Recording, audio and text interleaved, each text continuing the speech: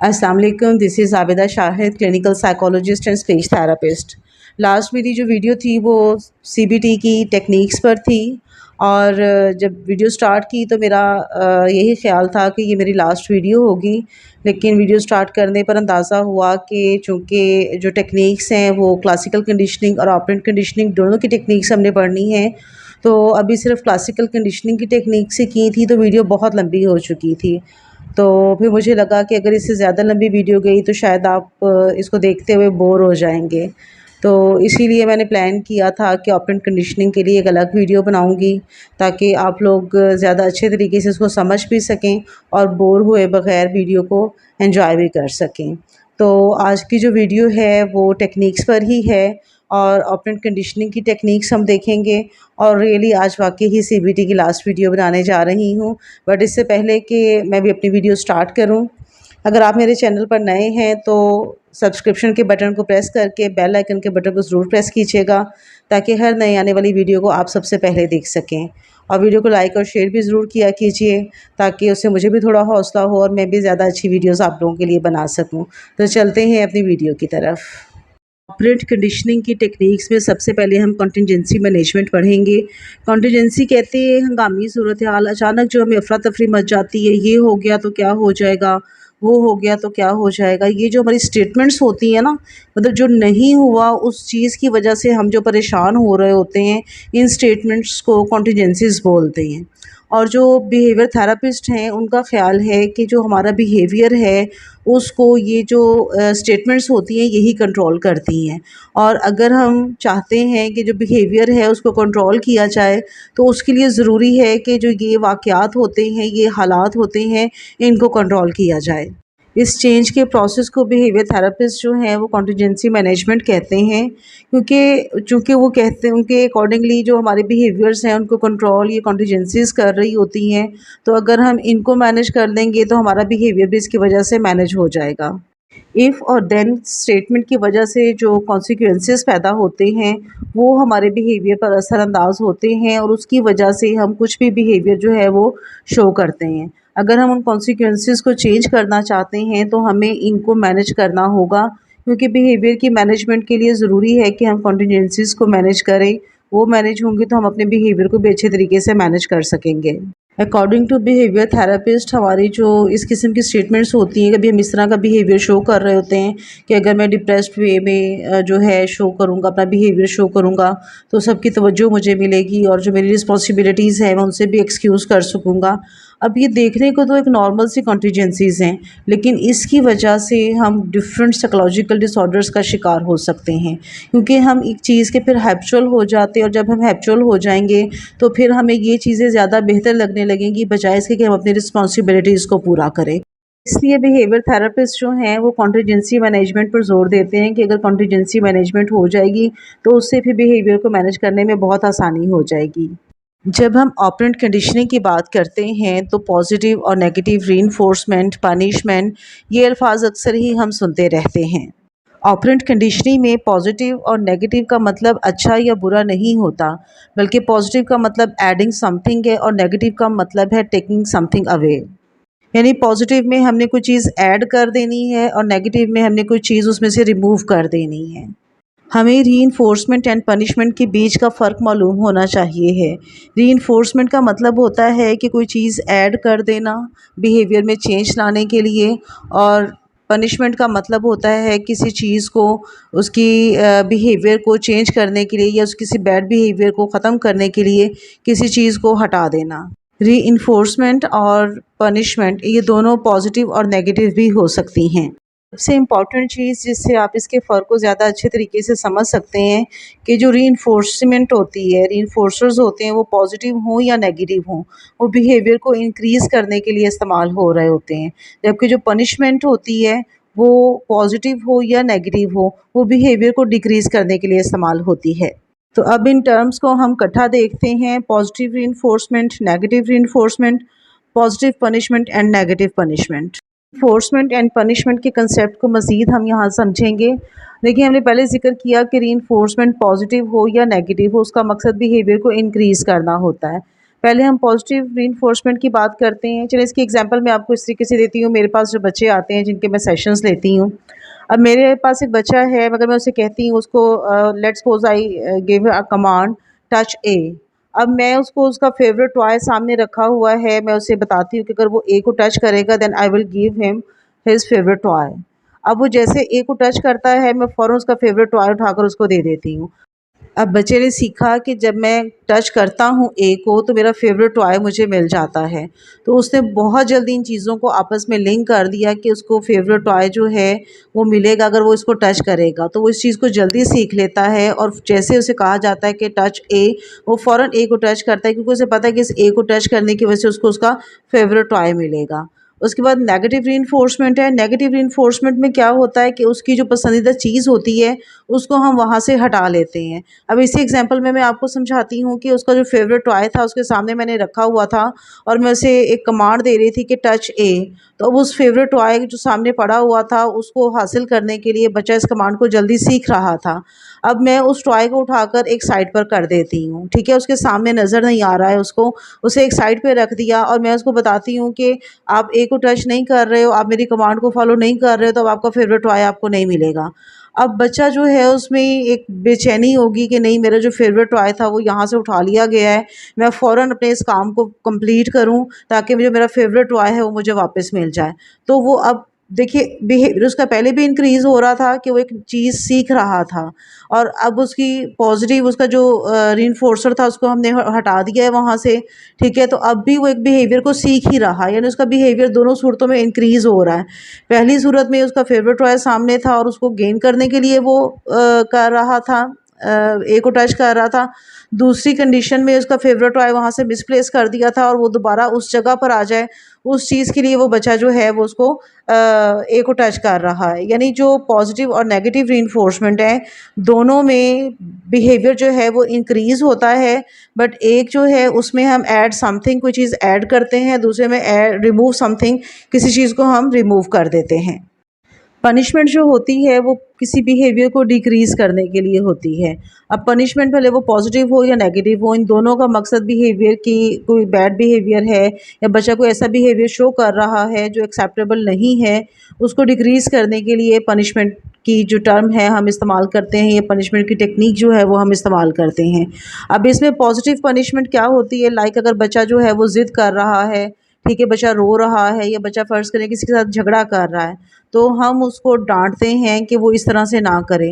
जब हम उसे सख्ती से सख्त अल्फ़ाज़ इस्तेमाल करते हैं बच्चे के साथ, उसको डाँटते हैं, तो बच्चा जो है वो इस चीज़ से थोड़ा घबरा जाता है या डर जाता है कि अगर उसने दोबारा ज़िद की या उसने लड़ाई की, तो उसे डाँट सुनने को मिलेगी या उसके साथ सख्ती की जाएगी। तो क्या होता है कि अब वो अपनी ज़िद को या उस झगड़े को ख़त्म कर देता है या कम कर देता है। उससे क्या होता है कि उसे वो जो डाँट सुनने को मिली या उसे सख्त अल्फ़ाज़ सुनने को मिले, वो सुनने को नहीं मिलते हैं। यानी उसे अपने नेगेटिव बिहेवियर को डिक्रीज़ किया है, ठीक है? इसी तरीके से जो नेगेटिव पनिशमेंट है उसमें क्या करते हैं कि लेट्स सपोज़ बच्चा अगर ज़िद कर रहा है, वो ज़िद नहीं छोड़ रहा, तो उसका कोई फ़ेवरेट टॉय हम उसे ले लेते हैं और उसे कहते हैं कि अगर उसने ये ज़िद करना नहीं छोड़ी, तो उसका टॉय उसको नहीं मिलेगा।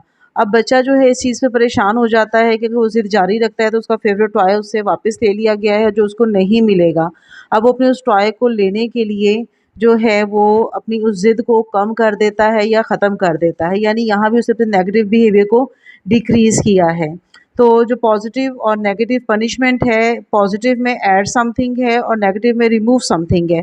पर दोनों का मकसद क्या है? बिहेवियर को डिक्रीज़ करना। एक्सटेंशन का मतलब है मासूमियत या कम कर देना। अब ऑपरेंट कंडीशनिंग में क्या होता है कि जो नेचुरल स्टिमुलस होता है उसको रीइंफोर्समेंट या पनिशमेंट के साथ जोड़ दिया जाता है ताकि जो वॉलंटियर बिहेवियर है उसको तब्दील किया जा सके।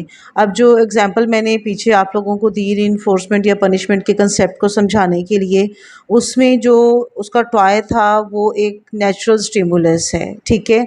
अब उसको एज़ रीइंफोर्सर या एज़ पनिशमेंट जब हम उसको इस्तेमाल करते हैं तो उसका जो वॉलंटियर बिहेवियर है, लाइक जो वो टच करता है टॉय को या वो अपनी ज़िद या झगड़ा छोड़ता है, वो उसका वॉलंटियर बिहेवियर है। उस बिहेवियर को इंक्रीज़ या डिक्रीज़ करने के लिए हम इसको इस्तेमाल करते हैं।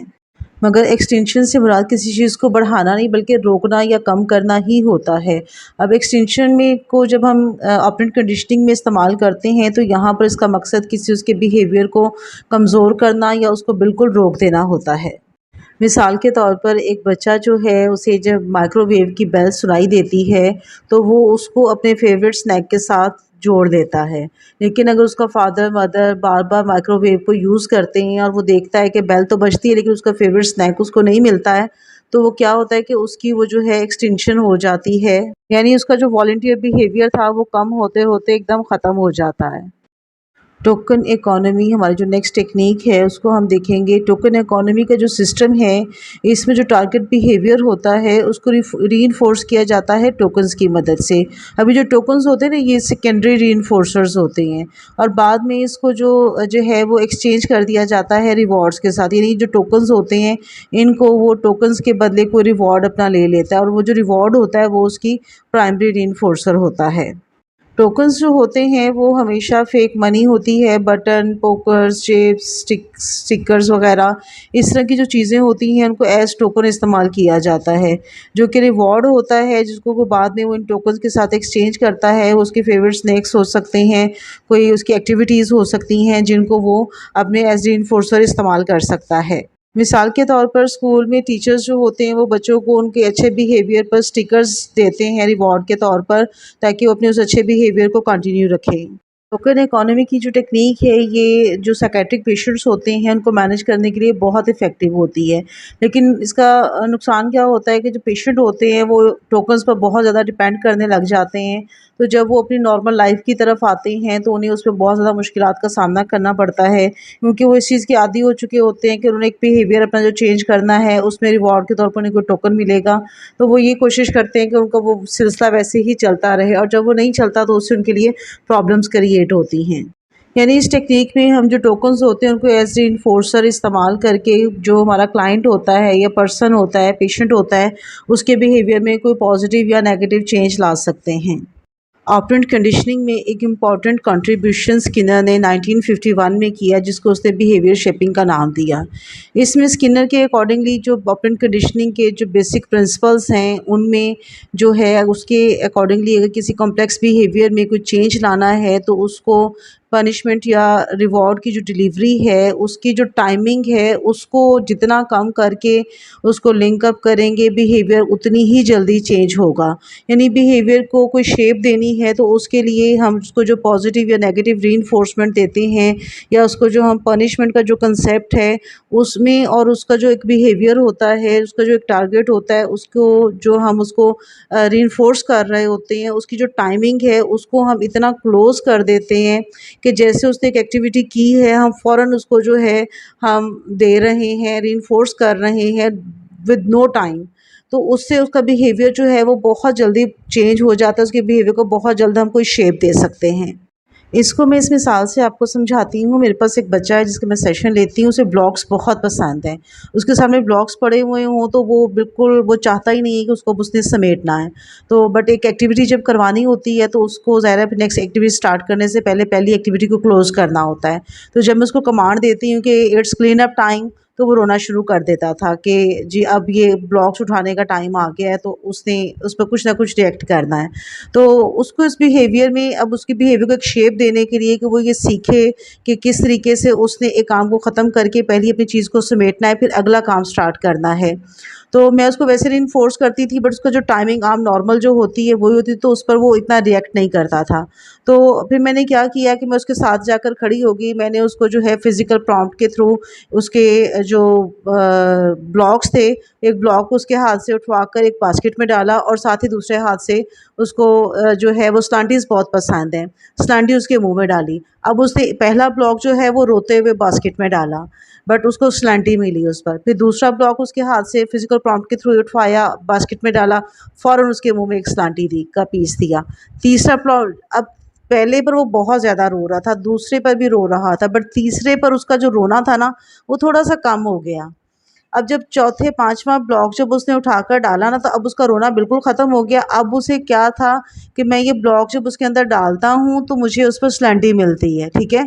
अच्छा, अब उसकी जो फ़िज़िकल प्रॉम्प्ट स्टार्ट में दे रही थी, तो फ़िज़िकल प्रॉम्प्ट ख़त्म हो गई, तो जस्ट उसको मैं वर्बल प्रॉम्प्ट दे रही थी, that put block in the basket. तो वो ब्लॉक जो था उसे उठा के बास्केट में डालता था और मैं उसको एक स्लैंटी देती थी।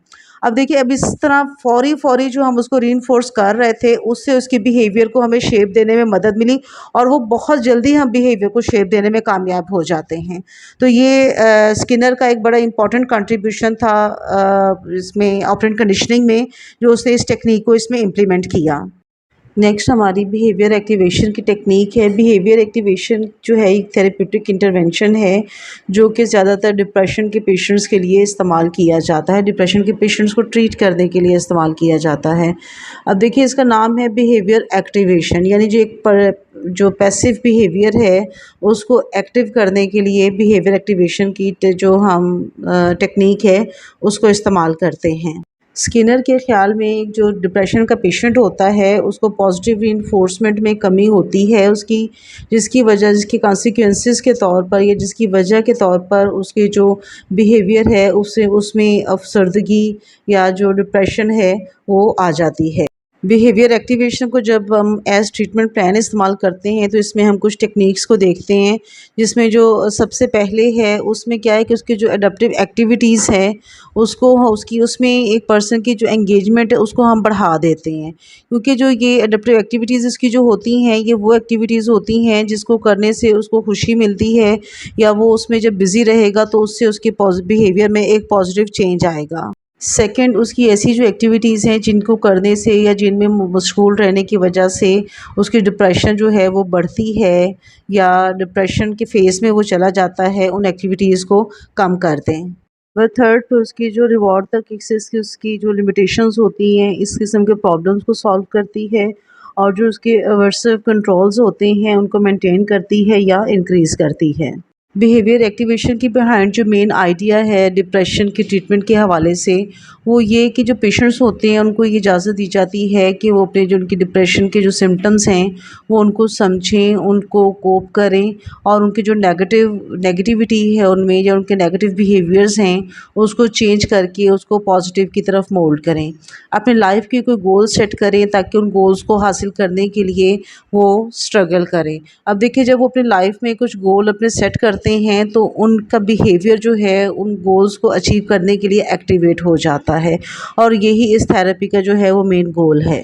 बिहेवियरल एक्टिवेशन जो है ये एक हाईली जो है पर्सनलाइज्ड इंटरवेंशन है, क्योंकि इसमें जो एक डिप्रेशन का पेशेंट होता है उसका जो वो डिप्रेशन होता है ना उसको टारगेट किया जाता है, ताकि उसके बिहेवियर में जो उसकी जो डिप्रेशन है उसको सॉर्ट आउट किया जा सके, उसके डिप्रेशन के लेवल को कम किया जा सके। इसलिए जो है बिहेवियर एक्टिवेशन की टेक्निक्स इस्तेमाल की जाती है। नेक्स्ट जो हमारी टेक्निक है वो ऑब्जर्वेशनल लर्निंग है।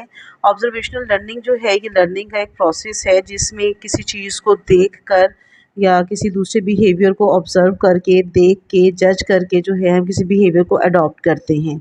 अब इसमें क्या होता है कि जो टारगेट बिहेवियर होता है उसको देखा जाता है, उसको याद किया जाता है और उसके बाद उसकी नकल की जाती है या वैसा बिहेवियर अडॉप्ट कर लिया जाता है। इसको शेपिंग या मॉडलिंग भी कहा जाता है। ऑब्जर्वेशनल लर्निंग जो है ये बच्चों में बहुत ज़्यादा कॉमन होती है, क्योंकि वो अपने एडल्ट्स को इमिटेट करते हैं और वो जो कुछ अपने बड़ों को करता देखते हैं वही वो बच्चे सीख जाते हैं। ऑब्जर्वेशनल लर्निंग जो होती है ये इंटेंशनली होती है, क्योंकि देखिए, जब आपकी इंटेंशन होगी तो आप किसी चीज़ को ऑब्ज़र्व करेंगे, अगर आपकी इंटेंशन नहीं होगी तो आप किसी चीज़ को ऑब्ज़र्व ही नहीं करेंगे। चिल्ड्रंस जो हैं वो ऑब्जर्वेशनल लर्निंग पर ज़्यादा वर्क कर रहे होते हैं, क्योंकि अपने बड़ों को देखकर मुख्तलिफ़ चीज़ें लाइक सिगरेट पीना, कसम खाना या इस तरह के जो बिहेवियर्स होते हैं वो लर्न करते हैं, और फिर कंटिन्यूअसली वो उस ऑब्जर्वेशन के थ्रू नई-नई चीज़ें सीखते रहते हैं। अब जो वो चीज़ें ऑब्जर्वेशन के थ्रू सीख रहे हैं वो मे बी उनका जो बिहेवियर है वो डिज़ायरेबल हो या हो सकता है डिज़ायरेबल ना हो, लेकिन वो चूँकि देख रहे होते हैं तो वो उन चीज़ों को सीख जाते हैं। पेंडोरा की एक रिसर्च के अकॉर्डिंगली 4 ऐसे अवामिल हैं जो ऑब्जर्वेशनल लर्निंग पर इफ़ेक्ट करते हैं। उनमें सबसे पहले जो है वो अटेंशन है, फिर रिटेंशन है, रिप्रोडक्शन है और मोटिवेशन है। अब इनकी थोड़ी डिटेल देख लेते हैं हम। अटेंशन से मुराद है किसी चीज़ पर तवज्जो मरकूज़ करना। अब देखिए, जब हमने किसी चीज़ को लर्न करना होता है, हम किसी चीज़ को ऑब्ज़र्व करते हैं, हमारी अटेंशन होगी तो हम चीज़ों को ऑब्ज़र्व कर सकेंगे, और उससे फिर कुछ लर्न कर सकेंगे। अब जो अटेंशन है वो बहुत सारी चीज़ों पर डिपेंड करती है, यानी आप जो चीज़ सीखना चाह रहे हैं उस चीज़ में आपका इंटरेस्ट कितना है, वो चीज़ आपके लिए बेनिफिशियल कितनी है, ठीक है? तो ये तमाम चीज़ें जो हैं ये डिपेंड करती हैं आपकी जो अटेंशन है उसकी कि किस हद तक आप उसको अटेंशन देंगे या नहीं देंगे। और जितनी ज़्यादा अटेंशन के साथ आप चीज़ों को ऑब्ज़र्व करते हैं उतना ही जल्दी आप चीज़ों को लर्न करते हैं। अटेंशन यानी किसी चीज़ को याद रखना। अब देखिए सिर्फ़ अटेंशन काफ़ी नहीं होती है किसी बिहेवियर को लर्न करने के लिए, बल्कि जो ऑब्ज़र्वेशन है उसको रिटेन भी होना चाहिए है। क्योंकि जो हम जो चीज़ें ऑब्ज़र्व करते हैं, हम जिन चीज़ों को अटेंशन देते हैं, फिर हम उनको ऑब्ज़र्व करते हैं, तो वो हमारी याददाश्त में रह जाती हैं। अटेंशन के चांसेस किस तरह से बढ़ाए जा सकते हैं कि जो हम अटेंशन दे रहे हैं, चीज़ें लर्न कर रहे हैं, वो ईज़ी टू अंडरस्टैंड हों, ठीक है? और फिर हम जो है इनको कोई ऐसी डिवाइसेस यूज़ कर सकते हैं जिससे हम चीज़ों को जो है वो मेमोराइज़ कर लें, या हम डेली हैबिट के तौर पर भी इनको जो है हम अपनी लाइफ में इस्तेमाल कर सकते हैं। नेक्स्ट जो पॉइंट है हमारा वो रिप्रोडक्शन है। अब देखिए जो बिहेवियर हम जो है वो हम याद रखते हैं, याद करते हैं कि हम अपनी डेली लाइफ में उसको परफॉर्म भी कर सकते हैं। जब जो रिप्रोडक्शन है ये एक ऐसा प्रोसेस है जिसमें जो हमने ऑब्जर्वेशन ली होती है, ऑब्जर्वेशन से कोई बिहेवियर हमने सीखा होता है, फिज़िकली हम उसको परफॉर्म करते हैं अपनी रियल वर्ल्ड में, रियल लाइफ में। बिहेवियर को सीखने के लिए, उसको प्रैक्टिकली परफॉर्म करने के लिए आप घंटों मशक करते हैं, प्रैक्टिस करते हैं ताकि आपकी जो परफॉर्मेंस है वो बेहतर हो सके। क्योंकि किसी को एक काम करते देख लें और आप सोच लें कि यही बेस्ट है और आप उसके मुताबिक अपनी प्रेजेंटेशन, कोई बंदा एक बहुत अच्छी प्रेजेंटेशन दे रहा है और आप सोचते हैं कि ये अच्छी प्रेजेंटेशन दे रहा है तो मैं भी अच्छी प्रेजेंटेशन दे लूँगा इसको देखकर, ऐसा नहीं होता है।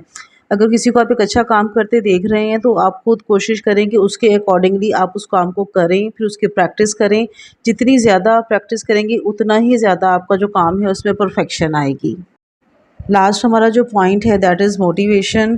जब भी हमने कोई चीज़ लर्न करनी होती है, कुछ सीखना होता है, तो उसके लिए उसको सीखने की, उस चीज़ को लर्न करने की एक ख्वाहिश का हमारे अंदर होना बहुत ज़रूरी है। वो जो ख्वाहिश है हमारी दैट इज़ मोटिवेशन। अब देखिए वो मोटिवेशन होगी तो हम किसी चीज़ को अच्छे तरीके से लर्न कर सकेंगे। अगर मोटिवेशन नहीं होगी तो देन डेफ़िनेटली हम चीज़ों को कैसे लर्न करेंगे। अब मोटिवेशन जो होती है एक बंदा जो है उसकी पर्सनल भी हो सकती है, इंटरनल भी हो सकती है और आउटर भी हो सकती है।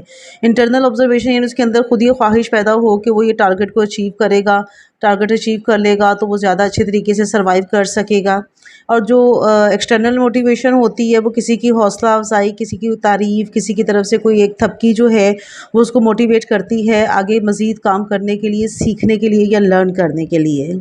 जी, तो व्यूवर्स अल्हम्दुलिल्लाह हमारा सीबीटी का सफ़र आज मुकम्मल हुआ।